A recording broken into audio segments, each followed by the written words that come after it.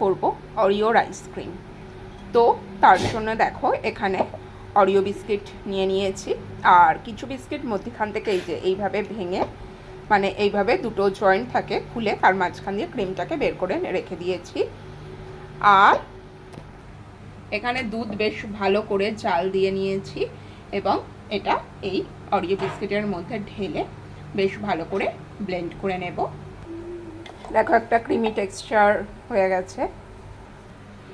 আর এই যে বলেছিলাম কয়েকটা বিস্কিট থেকে ভেতর থেকে ক্রিমটা বের করে রেখেছি, তো তার মধ্যে দিয়ে নেব কনডেন্স মিল্ক, দিয়ে বেশ ভালো করে এটাকে মেল্ট করে নেব।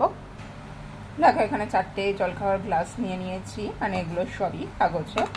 আর এখানে ওটা বেশ ভালো করে মিক্সড করে নিয়েছি ওই ক্রিমটা আর কনডেন্স মিল্কটা। প্রত্যেকটা গ্লাস আমি এইভাবে মাখিয়ে নিয়েছি অল্প একটু একটু করে সাইড দিয়ে।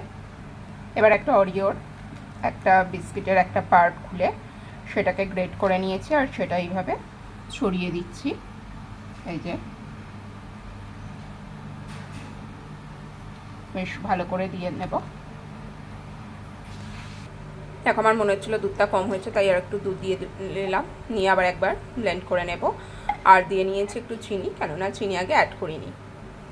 এবার এগুলোর মধ্যে দিয়ে দিয়েছি কিছু চকো চিপস, কিছু মধ্যখানে দেওয়া আছে, কিছু ওপরে দিয়ে দিয়েছি।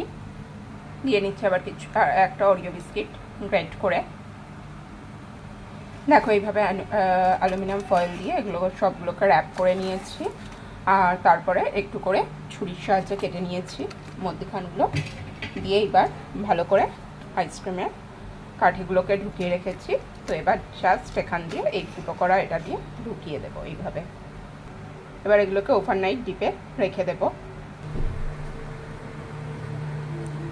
এই যে ডিপে রেখে দেব ওভারনাইট।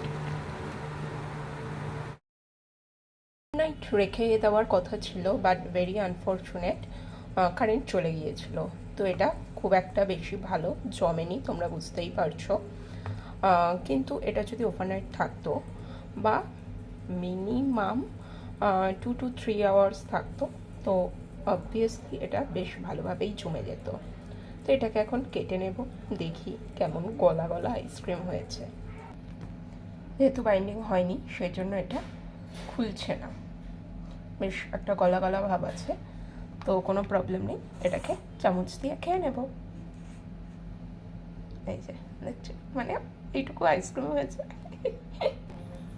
তো যাই হোক, জমেনি বলে রেসিপিটা কিন্তু একদমই খারাপ সেটা নয়, ভীষণ ভালো একটা আইসক্রিম রেসিপি। পারলে অবশ্যই তোমরাও ট্রাই